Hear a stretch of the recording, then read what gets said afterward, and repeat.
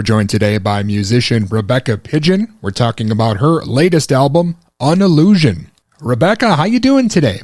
I'm doing well, Dustin. Hi. Thank you so much for joining me. I appreciate it. Oh, it's a pleasure. Thank you for having me. Well, your latest album here, Unillusion, is out. Can you tell the listeners a bit about the new album? What are we in for? Okay, well, it's a kind of exploration of the hero journey, really. The title Unillusion comes from a teaching that I heard about the process of knowledge being a process of disillusionment.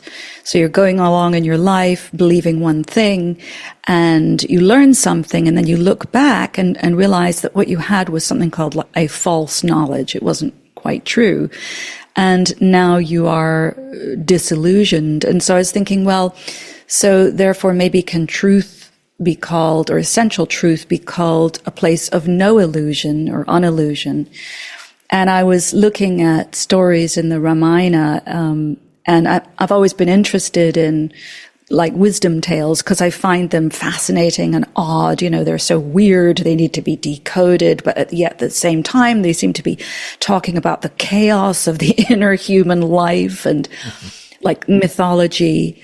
And so I was inspired by some of those stories, and I was also writing from my own personal experience as a kind of hero journey of my own. So the album is like half inspired by writings and half inspired just by my own life.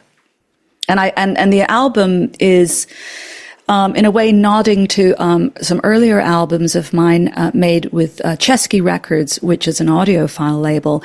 I wanted to get back to a more acoustic sound, but with a broad dynamic. So I wanted to have very intimate moments, and then I wanted it to be sort of blossom out into the full band, but that every instrument should have a sense of space, that there shouldn't be too much clutter, too much layering of sound. It should be a sort of breathing space, like as if you're listening to a live band. Sure. Yeah, I definitely think you pulled that off. Listening to it, I got kind of like a MTV Unplugged sort of feel, like maybe you were on a round stage surrounded by candles, maybe. Well, that's what we were kind of going for. I brought these ideas into Fernando Perdomo, who co-produced the record with me, and he said, "Oh, it sounds like MTV Unplugged." And I said, "Okay, I've never really seen that." And I'm really, not that hip. So I hadn't really been exposed to all of that. So he showed me some choice, performances, and I said, "Yes, that's exactly it." Yeah. Well, Rebecca, I know you've been releasing music here for quite a while. I wanted to ask you who was playing with you on this latest album. Is it all new people, or did you have some maybe people you played it's with before? my darling regulars. Fernando Perdomo co-produced it with me and is playing his main instrument, which I wanted him to focus on this album, is that's my dog, the bass, because I think he's such a brilliant wizard on the bass. He plays everything and is brilliant. Hello, darling. Andy Studer plays the violin, and I've played with him for many years now. I just adore his musicianship. Matt Teku is playing on the drums, and I think actually it's just the three of us playing on this record in the recording, yeah. I'm playing acoustic guitar and, a bit of keyboard here and there, and some, there's one, I think there's one lead line that I played. Fernando was doing it, and I kept saying to him, no, Fernando, play it like you can't play the guitar. And so he kept trying, and I said, no, it's got to be really clunky and like you don't know the notes. I know, I'll play it. So, yeah. Well, again, Unillusion is out here, and I wanted to ask you also if you'd be playing any shows for the new album. Do you take the same band with you on the road? Or? Well, I hope to, do some kind of touring with it, but we are playing an album release show at McCabe's here in Santa Monica, and we're very excited about that. And we've brought in some other wonderful musicians, Greg Herzenak and Peter Adams, and so we're going to be a full band. Excellent. Again, Rebecca Pidgeon's with us, and we're talking about her latest album, Unillusion. Rebecca, I first heard you and your collaboration with Billy Preston. I wanted to ask you about that. What was it like working with Billy? He came in on an album of mine called Tough on Crime, and I was working with Larry Klein, my dear friend Larry Klein at that time. And Larry is sort of like a prince and knows everybody and has an illustrious career. He's a wonderful musician and producer. And so he invited Billy in on one of the songs, and he came in and was just so, I was sort of bowled over because he's Billy Preston.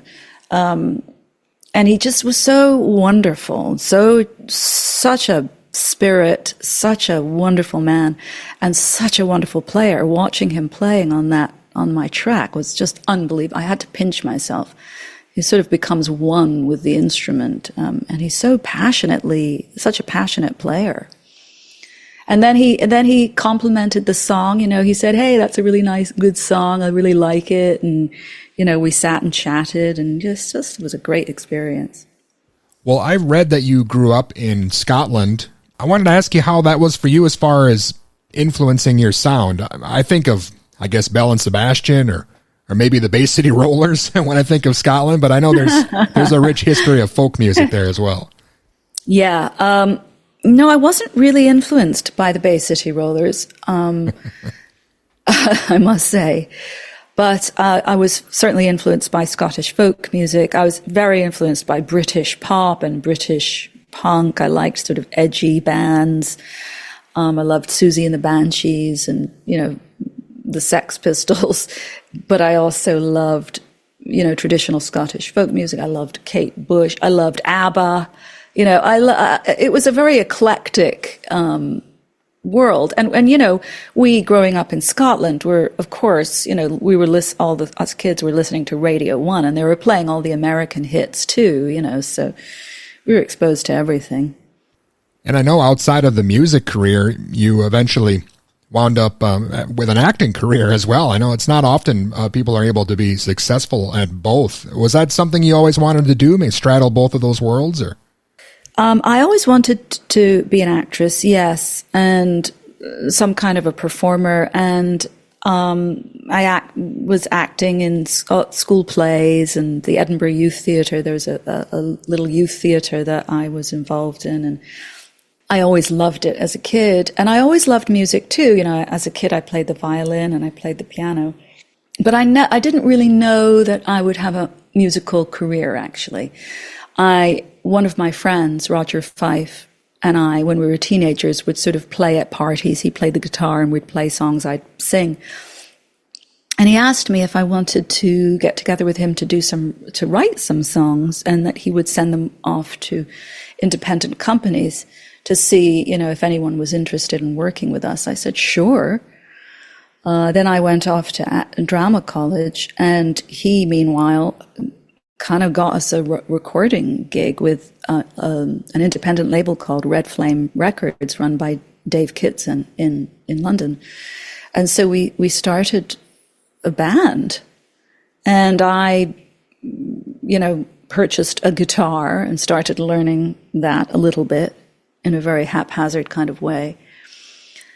And the two careers have been going along since then simultaneously, not really bumping into each other that much, which is fine by me. They're quite separate. And people always ask me, which is more important to you? I kind of view them both as, even though they have some separateness, they're part of the same impulse as a performer. Years ago, of course, it was very accepted that actors were musicians and singers and dancers, and I think that's very much a part of the psyche of a performer is they use all of those different parts of their toolbox, and so I kind of view it all as an expression of my own creativity, perhaps music and songwriting more so because I'm the writer. But I do love to interpret, as an actor. I think the attraction to acting was because of love of words, love of poetry, love of playwriting, great playwright, love of literature. Sure. And so I wanted to be an interpreter of that. I didn't really, of course when I was a kid, I wanted to be a film star, but I didn't, when I look back on it now, I think that was the attraction to me. I was absolutely beguiled and enchanted with the theater and with the great plays. Well, we've seen you in quite a few roles over the years, and I know more recently we saw you in the film Bird Box, which kind of took over the country there for a little while. Is there anything else maybe you're working on as far as acting, maybe some other projects we should be watching for? Yes, but there's always projects in the offing, but you don't know if they're going to come about. I do have a plan to go to do some stage work in a year or so in London, and perhaps a couple of film jobs will transpire, but not anything that I can talk about particularly at the moment. But the answer is yes. I am going to be doing some acting. I just can't be specific about it. Sure. Well, we'll stay tuned for that. And in the meantime, the latest album, Unillusion, is out. And I know you mentioned the tours maybe coming up and the film stuff. Is there anything else maybe we should be watching out for we haven't touched on? No, I'm just going to be, I'm bringing out this record and then I will be starting work on the next one. So I'm looking forward to actually getting back into more of putting my writing hat on again, because I've been doing a lot of marketing and promotion for this record, which I'm so happy to be doing. I love that I'm getting it out into the world. Rebecca, again, thank you so much for your time. I really enjoy the new album here, and I'm hoping we can speak again soon. Thank you. Thank you very much. I enjoyed it. All right, you Take bet. care. And again, that was Rebecca Pidgeon, and her latest album, Unillusion, is out now.